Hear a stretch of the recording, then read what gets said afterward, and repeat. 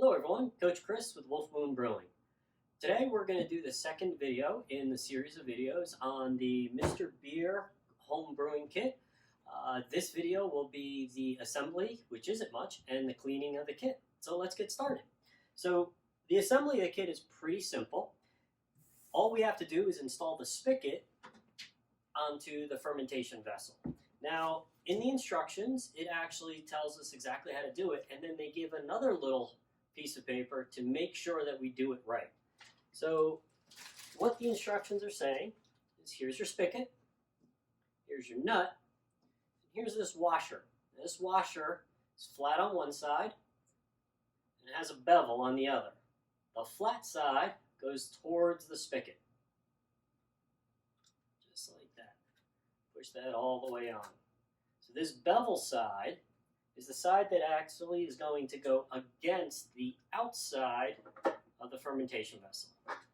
So we're going to take the top off, we'll put the spigot on, and then we're going to screw the nut on from the inside. Quite a few threads here, so bear with me.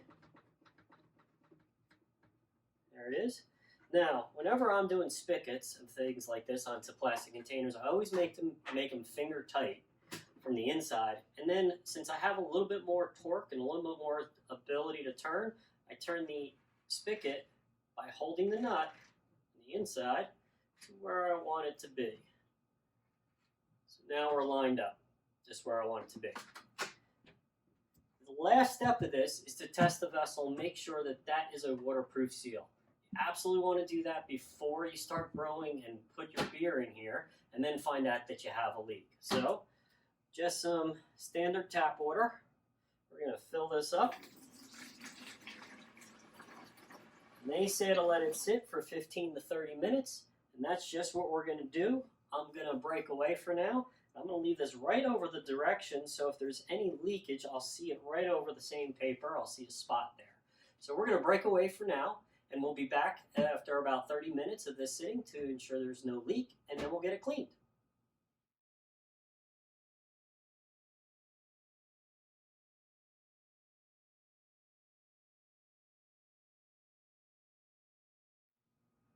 All right, we're back 30 minutes later and no drips, so we're good. So this is ready to go for the cleaning stage. So we're just going to dump the water that's in here. And while you guys were gone, I actually filled this all the way as per the instructions. So you can see there's quite a bit more water in there than what I poured in originally. So we're going to take that out.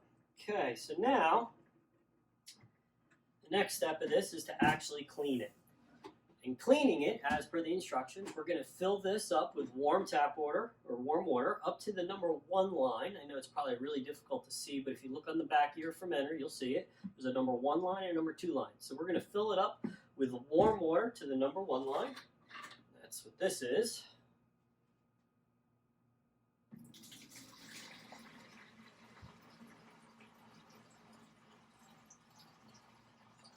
Make sure your spigot is closed. You don't want water all over the place.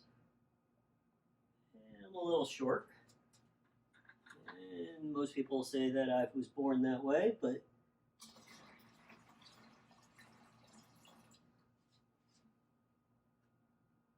where are you? Right there. Just a little bit more. Whoops. Oh well. Okay. Now we're going to take our no rinse cleaner. We're going to open that packet up. Now they say to use about half of this packet because the other half of the packet will be used during the bottling process. So don't just cut the top off of this and dump it all in, because then you won't have anything for later on, and we're definitely going to need it later on. It says that half of it is approximately 1 tablespoon. So I'm just going to use a tablespoon. Dump that in there. That up so I don't lose it. We're going to screw on the lid. And it says to swirl it around to mix it up and to get all the sides clean. And not to worry if some of the liquid comes out the top. Now I'm going to reopen the top here in a second and show you why. So on the top, There's this little notch right there and one on this side.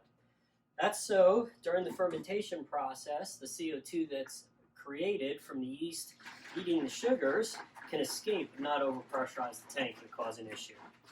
Okay? So it says to leave for about 2 minutes and let that and then swirl it again. So we're going to do that. We're going to gather our other items, which we're going to need to clean, which is a whisk or a spoon. I prefer a whisk. Can opener. A bucket to put them in, because we're going to put these and sanitize and clean those as well. So we're going to pretend that that was 2 minutes. We're going to stir it around again, shake it up, make sure it's all the sides and everything inside is coated well. It has the cleaner and sanitizer. Then all we need to do is sanitize the actual spigot. So to sanitize the actual spigot, we just open the spigot, 2, 3, 4. They say to let it run for about 5 seconds. Close the spigot. Now the spigot is clean. Now what we're going to do, I'm going to open the top. Now I want to keep the top clean, so I'm going to put it in the same bucket and dump all of this cleaning liquid into this bucket, into this bowl. That's going to clean and sanitize our whisk, our can opener, and keep our top clean while we're doing some other steps. Okay, and then we're going to dump the rest of that out, because we don't need it anymore. Shake that out. And we're going to put the top back on it to make sure nothing dirty gets in. Okay. We now have a clean fermenter. Our tools are now sitting there getting ready to be cleaned. We're done for the cleaning process. So thanks for watching. I'm Coach Chris. Stay tuned. Next video coming up right after this will be the actual brewing process. So remember, home brewing is fun, but so is drinking responsibly. We'll see you next brew.